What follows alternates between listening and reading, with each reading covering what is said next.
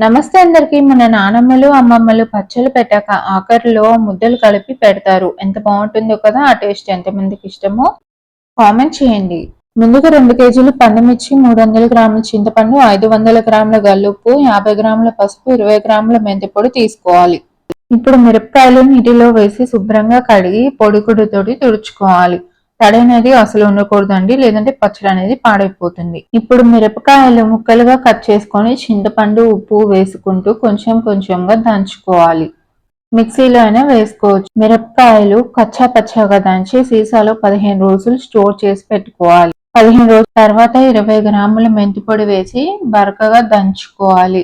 మరి పేస్ట్‌లా చేస్తే బాగోదండి. కొంచెం ముక్కలు ముక్కలుగా తగులుతుంటే బాగుంటుంది. ఇప్పుడు నూరిన పచ్చళ్ళలో 50 గ్రాములు పసుపు వేసి బాగా మిక్స్ చేసుకోవాలి. ఇప్పుడు సీసాలో వేసి నిల్వ చేసుకోవాలి. మనకు కావాల్సినప్పుడు కొంచెం కొంచెంగా తాలింపు పెట్టుకుంటే ఎప్పటికప్పుడు పచ్చడి ఫ్రెష్‌గా రుచిగా ఉంటుంది. ఇప్పుడు కొంచెం పచ్చడి తాలింపు వేద్దాం రండి. బాండీలో నూనె వేసి తాలింపు గింజలు, ఎండుమిర్చి, కరివేపాకు వేసి వేగాక ఇంగువ వేసి స్టవ్ ఆఫ్ చేసి చిన్నుల్లిపాయలు వేసి చల్లారాక పచ్చడి వేసి బాగా కలుపుకొని సీసాలో స్టోర్ చేసుకోవాలి.